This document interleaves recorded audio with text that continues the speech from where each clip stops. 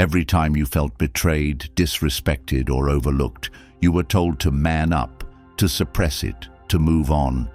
But deep down, the pain lingered, didn't it? What if I told you there's a way to ensure that nothing and nobody will ever hurt you again?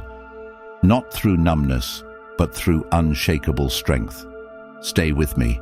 Men, it's time to reclaim your power. For too long, you've been conditioned to believe that your worth is tied to external validation, titles, money, relationships. But here's the truth. Your strength lies within. By embracing Stoic principles, you can build an inner fortress so resilient that no external force can penetrate it. Comment below. I choose strength. Number 1. Pain is not personal. You've been taught to carry pain like it's part of your identity, as if the weight of betrayal, the sting of rejection, or the suffocating silence of being ignored somehow defines who you are. But the deeper truth, the one that separates men who stay broken from those who become forged in fire, is this. Pain isn't something someone gives you, it's something inside you that gets triggered. And if you can understand where that pain really comes from, you can begin to tear out its roots one by one until nothing outside of you has the power to control the way you feel ever again. Because the reality most men avoid is that the person who insulted you, the woman who left, the friend who ghosted you, they didn't cause the pain. They only exposed the parts of you you haven't faced, the beliefs you've carried since childhood that told you that you weren't enough unless someone else proved it. And once you see that clearly, you'll start to feel something rare and powerful. Emotional independence, the kind that doesn't scream for attention or validation, but sits in complete peace because you've finally stopped outsourcing your self-worth to people who were never capable of giving it to you in the first place. And the moment you stop making everything about you, why she left, why they said that, why you were overlooked, is the same moment you stop being owned by people's opinions. Because here's the reality, most men can't stomach. You gave them permission to hurt you by believing their actions had anything to do with your value. And until you pull that belief out of your mind like a splinter, you'll keep bleeding emotionally every time life doesn't go your way. Every time someone doesn't see you, every time you get disrespected. But the Stoics knew this. They knew that insult, loss, betrayal, shame, all of it is neutral until your perception gives it weight. And once you master your perception, you control everything. So stop looking outward, stop playing the victim, and start asking the real questions. Why do I need her to respect me? Why do I need that recognition? Why do I get so defensive when someone critiques me? Because if your inner response is chaos, it means there's something within you still believing that outside forces define your identity. And if that's true, then you've already handed over your peace to the world, and the world will never treat you the way you think you deserve. So you will live in frustration, bitterness, and blame until you take that power back and realize nothing they say or do can touch you unless you let it in. And this is where emotional invincibility begins, not when people stop hurting you, but when you stop reacting to their pain as if it's your responsibility to carry it. Because hurt people, and most of what's been done to you wasn't even about you. It was about someone else's brokenness spilling onto your life. So why do you keep picking it up, wearing it, internalizing it, replaying it? Stop making their chaos your story. Stop dragging their dysfunction into your identity. Because the moment you detach from their narrative is the moment you create your own. And your story should be this: I no longer take things personally, not because I'm numb, not because I don't feel, but because I finally see through the illusion that pain from others must become pain within me. And when you really internalize that, when you make that shift, not in theory, but in how you live, how you respond, how you carry yourself, then suddenly the disrespect bounces off. The rejection doesn't shake you. The betrayal doesn't break you, because you know it's not about you. It's never been about you, and it never will be. And that's where freedom lives. That's where peace begins. And that's where the man you've been trying to become all along finally starts to emerge. Not because life got easier, not because people finally treated you right, but because you stopped needing any of it to feel strong, to feel enough, to feel powerful. Because that power was inside you all along, just buried under years of false beliefs and silent pain that you never gave yourself permission to face. And now that you have, now that you know, you can never go back to blaming the world again. And that, right there, is the beginning of a life where nothing and nobody will ever hurt you again, because when you were a boy, they probably never told you this. But every emotional scar you've carried into manhood, every moment you felt small, humiliated, embarrassed, or invisible, it didn't happen because the world was cruel. It happened because you believed the world was supposed to make you feel safe. You thought love was owed. You thought respect was promised. You thought that if you did the right thing, people would never abandon you. And when life shattered that illusion, you broke. Not because of what they did, but because you believed they had the right to decide your worth. This is the root. This is where most men get trapped. They grow up chasing approval from women, praise from society, validation from weak people who couldn't even validate themselves. And every time they don't get it, they fall into that same emotional pit again and again, not realizing that it's not rejection that hurts. It's that they still believe they're only worthy if they're accepted. But acceptance is a drug. And like any drug, it makes you dependent. If your peace is based on how people treat you, you'll never have peace. Because people are unpredictable. They lie, they leave, they disappoint. They project their brokenness onto you and call it truth. And if you don't know who you are, if you haven't built a rock-solid identity that exists regardless of how others see you, you will believe them. You'll take it personal. You'll think the breakup means you weren't enough. You'll think the insult means you were weak. You'll think the betrayal means you were stupid. And then you'll spiral. But the only thing that really happened was this. Someone showed you who they are, and you let it define who you are. That's the mistake. That's the tragedy. Because your identity doesn't come from the way they treat you, it comes from the way you respond. If your response is desperation, self-doubt, rage, depression, then you haven't built that foundation yet. And that's where Stoicism comes in. That's where you start to take your mind back. Because when you realize that pain is only personal if you allow it to be, you start to gain control over what used to control you. You stop needing closure. You stop overanalyzing texts. You stop trying to prove your worth to people who left. And you start standing still, emotionally still, while the world spins around you, while chaos rages, while people act out their drama, and you remain unbothered. Not because you're cold, but because you've finally decided that your worth is not a democracy. It's not up for vote. You've decided that no matter what she says, no matter what he thinks, no matter who walks out, who mocks you, who misunderstands you, you are still whole, still grounded, still unshaken. And that decision, that's power.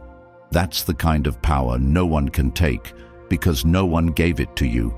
You built it through discipline, through rejection, through solitude, through truth. And yes, it might mean you'll walk alone sometimes. It might mean fewer people understand you. But that's the price of peace. That's the cost of invincibility. Because once you stop letting people's actions dictate your emotions, they lose all control over you. And that's terrifying to people who rely on manipulation. It's threatening to people who feed on your weakness. But to you, it's freedom, the purest kind of freedom. Because pain stops being a threat.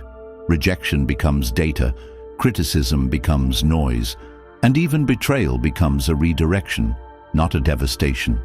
This is what it means to be unshakable, not emotionless, but deeply in control. So next time someone disrespects you, don't collapse. Don't react. Watch, observe, breathe, and then respond, not with anger, not with desperation, but with calm, with stillness, with that quiet fire that says, "You don't get to define me." Because when you live like that, you've already won. And most men will never know that victory because they're still living for approval, still begging to be seen, still waiting for the world to say, "You matter." But you don't need that. You never did. What you need is discipline, clarity, truth, and a mind so fortified that nothing and nobody will ever hurt you again. Number 2, stop trying to fix people. One of the greatest emotional prisons a man can live in is the belief that he must fix people to earn love, to prove worth, to finally be chosen. And if you've ever begged for someone to change, tried to heal someone who didn't ask, fought to make someone see your value, or poured your energy into someone who drained it like it was their right, then you've been trapped inside that prison too. A prison built on the lie that love and peace are something you extract from another person's transformation, when in reality, every time you try to fix someone, you hand over your peace to their chaos, and you tell yourself it's noble, that you're helping, that you're doing what a good man should. But underneath that story is something darker, something few men are ever brave enough to face. You're not fixing them out of strength, you're fixing them out of fear. Fear that if they don't change, you won't be loved. Fear that if they stay broken, you'll stay unwanted. Fear that if they walk away, it'll mean you weren't enough to save them. And once you admit that, the entire illusion starts to break, because you start to see that all the emotional labor you've done for people who never asked, all the pain you've absorbed just to feel needed, all the nights you spent trying to decode mixed signals and repair dysfunction, it wasn't strength. It was a desperate attempt to control someone else's behavior so you could finally feel okay inside. But no matter how many times you try to fix someone, no matter how many times you sacrifice your needs, abandon your standards, suppress your anger, and twist yourself into emotional shapes to keep someone around, it will never create love. It will only destroy your identity, because every time you try to fix someone who doesn't want to be fixed, you send a silent message to yourself. Their growth is more important than my peace. And that belief, left unchallenged, will rot your masculinity from the inside out.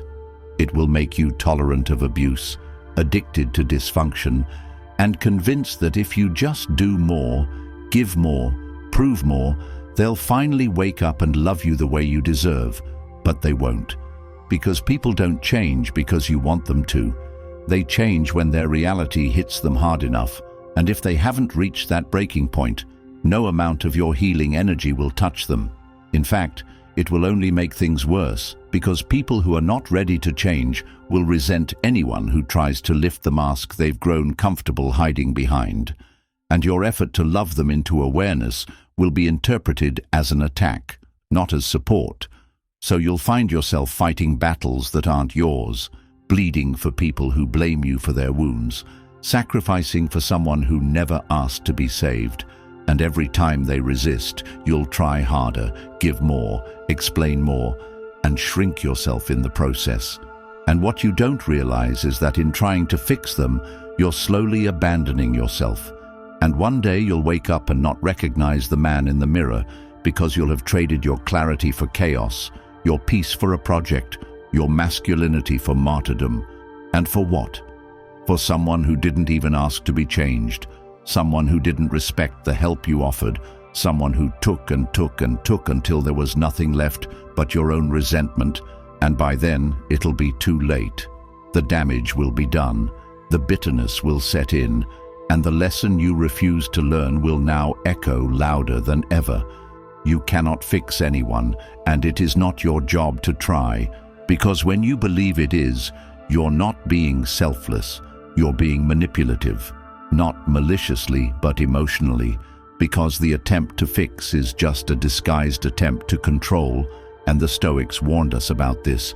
They taught that peace comes from focusing only on what is within your control, and another person's mind, heart, or healing journey is never under your control, no matter how close you are, no matter how much history you share, no matter how much you believe you see their potential, and every second you spend obsessing over what they could be if they'd just listen, if they'd just grow, is a second you're not living your life, not building your path, not becoming the man you're supposed to be, because you're tangled in someone else's timeline and you're holding your happiness hostage to their progress, which may never come.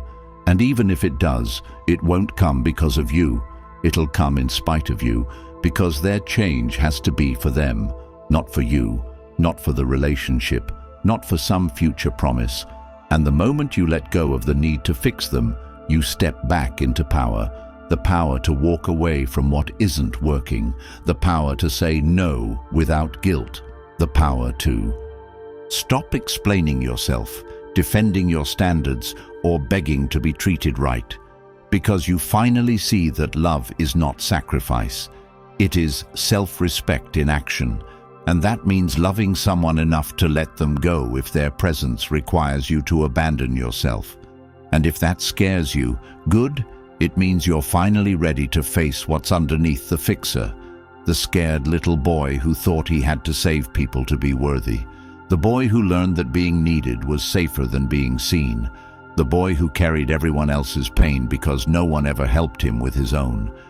And now it's time to break that cycle. Now it's time to stop pouring into people who only drain you and start pouring into yourself, not out of selfishness, but out of clarity. Because the man who builds himself no longer needs to fix others to feel strong. He becomes strong by mastering his own emotions, by controlling his own mind, by stepping into reality without needing anyone to follow. And when he does, something incredible happens. He stops attracting people who need to be fixed and starts attracting people who are already building themselves too. People who bring peace, not projects. People who reflect his power, not test it. And that's the kind of life a man deserves. Not one built on codependence, confusion, or control, but one rooted in freedom, clarity, and truth. Because when you stop trying to fix people, you start fixing your life. Number 3, detachment is power. Most men are slaves, and not because they're physically chained, but because their happiness, confidence, and peace are all attached to things they don't control. How she feels about them, how their boss treats them, whether the world sees them as successful, or how many likes they get from people who wouldn't even show up if they were truly broken. And the most brutal truth of all is that the majority of emotional suffering men carry doesn't come from life itself, but from attachment to how they expected life to go. Because the moment something doesn't match the fantasy they created, the moment a woman loses interest, a job slips away, a friend changes, or the validation stops flowing, they collapse inside. And that collapse isn't caused by reality, it's caused by resistance, a refusal to let go of a story that was never real, a clinging to expectations they thought would protect them from pain. And this is why detachment isn't a luxury. It's survival, because if you don't learn how to detach, the world will eat you alive emotionally, and every relationship will become a trap. Every opportunity a ticking bomb, every change a threat to your identity. But when you truly detach, not by giving up, not by being passive, but by letting go of your emotional addiction to outcomes, you become untouchable, not because nothing happens to you, but because nothing controls you. And this is where real freedom starts. When you no longer need anything to go your way in order to stay calm, when you no longer chase approval, attention, or consistency from others just to feel okay, when you no longer base your entire sense of self on what people give or take away from you. And that's the real root of pain for most men, isn't it? They don't suffer because people left. They suffer because their identity was attached to being chosen. They don't break because the job was lost. They break because they thought the title made them valuable. They don't rage because someone disagreed. They rage because they needed to be right to feel secure. And until you sever those emotional strings, you are not a man. You are a puppet, controlled by every person who knows how to withhold affection, how to question your choices, how to threaten your fragile ego, and you will go through life constantly on edge, constantly defending, proving, chasing, and performing, not because it's necessary, but because you never learned how to live without needing, without grasping, without attaching. And the Stoics knew this. They knew that the key to strength wasn't just self-control, it was emotional freedom from attachment, from illusion, from the desperate belief that something outside of you needs to be a certain way for you to be okay inside. And until you break that belief, every high will be followed by a crash. Every love will turn to fear. Every success will feel hollow, because attachment is a thief. It robs you of presence, it robs you of perspective, it robs you of peace. And the more you attach, the more you fear loss. And the more you fear loss, the more you suffer in advance for things that haven't even happened yet. And that is no way to live. That is a slow psychological death, a constant emotional hostage situation where you wake up every day asking, will I be okay if, instead of choosing to be okay no matter what? And that choice isn't easy, because detachment requires loss, not of people, but of the fantasy you built around them, not of ambition, but of entitlement to success, not of connection, but of codependence on how others behave. And the man who can detach from all that, the man who can walk into any room, any relationship, any situation, and say, I'm here because I choose to be, not because I need to be. That man is rare, that man is dangerous, that man is free, because you can't bribe him with praise, you can't control him with criticism, and you can't manipulate him with guilt. And most of all, you can't break him, because he was never holding on to begin with. He was present, committed, invested, but never dependent. And that's the difference between healthy strength and emotional slavery. Healthy strength gives everything without needing anything, while emotional slavery gives everything in hopes of receiving something back. And when it doesn't come, resentment grows, weakness follows, and identity crumbles. But when you detach, you don't need to fake confidence. You don't need to act like you don't care, because you've built a mindset so rooted in reality, in values, in clarity, that people's approval becomes irrelevant, outcomes become flexible, and life becomes light. Because the weight of control, the burden of needing, the constant fear of loss no longer live in your chest. And that's when you finally start to experience real relationships, real presence, real purpose. Because everything you do comes from overflow, not from desperation. And every version of yourself that you used to perform for others begins to fade, because you no longer need to impress, convince, or be understood to feel valid. And yes, some people will misinterpret that strength as arrogance. Some will say you've changed. Some will even call you cold. But what they're really feeling is their own discomfort around a man who can no longer be swayed by emotional games, a man who doesn't beg, a man who doesn't need to chase what he can walk away from at any moment, not out of indifference, but out of power, the kind of power that says, I choose peace over chaos, truth over fantasy, freedom over obsession. And that power doesn't come from pretending you don't care. It comes from building a life where you've already accepted every possible loss and decided to thrive anyway. And when you live like that, the world starts to shift. People respect you more, not because you demanded it, but because they sense that you're not playing the same game, that you're not bargaining for connection, that you've reached a level of emotional discipline where silence doesn't scare you, distance doesn't define you, and rejection doesn't break you, because you've already made peace with the worst-case scenario and found strength on the other side. And the moment you master that mindset is the moment you realize that everything they said would make you strong, status, sex, praise, winning, None of it compares to the calm of knowing that nothing and nobody will ever hurt you again, because you finally stopped building your peace on sand and started building it on the solid ground of truth, choice, and detachment.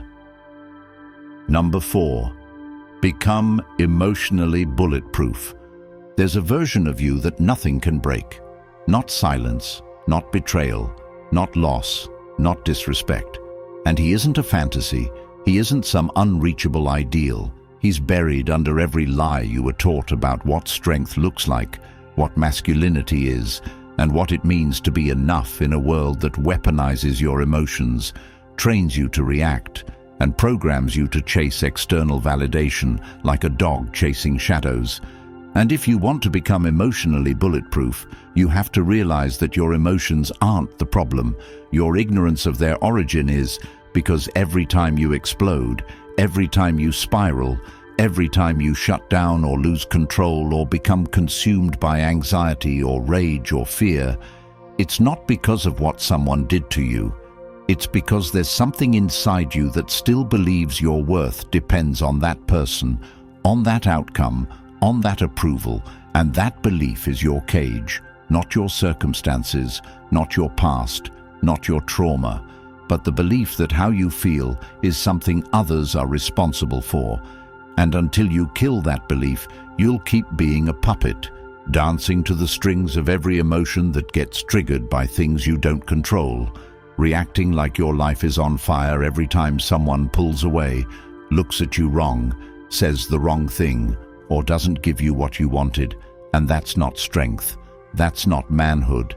That's spiritual slavery. And no matter how big your body gets, no matter how much money you stack, no matter how alpha you act online, if your emotions are fragile, you're still weak, because strength isn't measured by control over others. It's measured by control over yourself. And becoming emotionally bulletproof doesn't mean becoming numb. It doesn't mean pretending you don't feel. It means becoming so radically self-aware that you can feel everything and still not be ruled by any of it. It means being so locked in, so grounded in your core values, your purpose, your standards, that you stop responding to noise like it's a signal. That you stop giving your energy to people who only want to provoke. That you stop chasing clarity from people who thrive on confusion, because you don't need to fix what's broken in them. You need to master what's still broken in you. And the truth is, most of what's breaking you isn't real pain. It's the illusion that you were supposed to be protected from life, that no one was supposed to disrespect you, that women were supposed to be loyal if you were good enough, that friends were supposed to stay, that opportunities were supposed to come to the deserving, and when life showed you otherwise, you got bitter. But bitterness is just unprocessed grief. And grief is just evidence that you've attached your identity to something outside of your control. And when you finally realize that everything that breaks you is connected to an illusion you haven't yet let go of, you will finally see clearly. And from that clarity comes discipline. And from discipline comes stillness. And from stillness comes power. Because when the storm comes, and it will, you won't be flinching. You won't be pleading. You won't be drowning in emotion or throwing tantrums or texting novels or threatening to walk away just to feel heard. You'll be calm, not because you don't care, but because you no longer depend on chaos to feel alive. And that's what most men are addicted to. Chaos, drama, emotional highs and lows, constant conflict to fill the silence they never made peace with. But that silence is the key. That silence is where the real work happens. That silence is where you meet yourself without the masks, without the performance, without the noise.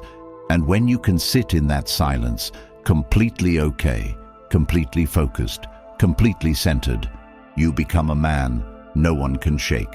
A man who doesn't need attention to feel worthy, who doesn't need revenge to feel powerful, who doesn't need to win an argument to feel respected, because he knows that respect begins and ends with how he moves, how he thinks, how he carries himself. And nothing anyone says or does can touch that. And when you walk through the world like that, when you no longer take things personal, when you no longer react like a slave to every emotional trigger, when you no longer need people to love you to love yourself, you don't just become emotionally bulletproof, you become emotionally immortal, because your spirit cannot be touched by things that don't live inside you anymore, and that's the key. To become untouchable, you must first be willing to confront every part of you that still bleeds, that still waits, that still needs, and you must do it without excuses, without delay, without blaming your parents, your past, your ex, or your environment. Because as long as you're pointing the finger outward, you are handing over your emotional power like a child crying for a parent that's never coming back. But when you finally say, "This is mine to fix," everything begins to shift. And yes, it will be brutal. Yes, it will burn. Yes, it will force you to see things you've avoided your entire life. But that's the initiation. That's the cost. Because there's no strength without pain, no peace without war, no self-mastery without total destruction of the weak version of yourself that once blamed the world for everything he felt. And once you walk through that fire, once you bury that version of yourself, you rise, calm, clear, collected, and so deeply locked into who you are that nothing and nobody can ever hurt you again, not because you're protected, but because you've made peace with every outcome, because you've faced every fear, because you've turned every pain into armor, not the kind that disconnects you, but the kind that reinforces you, not the kind that hides your emotions, but the kind that holds them with discipline. And that's what emotional bulletproofing really is. It's not arrogance, it's not apathy, it's not emotional isolation. It's the relentless practice of becoming the kind of man whose emotions serve him, not sabotage him. And if you want to do that in practice, then you need to rebuild your foundation from the ground up. When your mind is chaotic, go for a walk in complete silence with no phone, because your thoughts are clearer when your body is moving. When you feel rage boiling over, don't text, don't post. Drop to the ground and do push-ups until the urge fades. Transmute that energy into strength instead of words you'll regret. When your anxiety creeps in about the unknown, sit down and journal for 10 minutes. Ask yourself, what am I trying to control? And answer without lying. When life hits hard and you feel fragile, get to the gym. Because a strong body reinforces a strong mind, and lifting weights is the most honest feedback you'll get all day. You either showed up or you didn't. When your mind spirals, breathe. Inhale for 4 seconds, hold for 4, exhale for 4, again and again until the storm slows down. When someone disrespects you, don't lash out. Observe, smile, and walk away like a man who has nothing to prove, because real power doesn't explain itself. And above all, meditate every morning before the world reaches you. 5 minutes of stillness to set your frame, to remind yourself who you are and who you're not. Because if you don't anchor your identity daily, someone else will decide it for you. And when you make these practices daily, non-negotiable, sacred, you're not just surviving, you're sharpening, you're building, you're becoming that rare kind of man who isn't just emotionally strong, but emotionally sovereign, emotionally lethal, emotionally untouchable. And if you build that version of yourself, not once, but every single day, then no matter what comes, you'll face it head-on. If this woke something up inside you, don't keep it to yourself. There are men out there living in silence, bleeding behind closed doors, searching for this truth. If this changed your perspective even 1%, imagine what it could do for them. Like the video. Share it with someone who needs to hear it. Subscribe if you're building the kind of mind that nothing and nobody can ever break. Comment below, I'm unbreakable. This isn't just a video, it's clarity. And your support helps make it accessible to the next man who's ready to transform his life.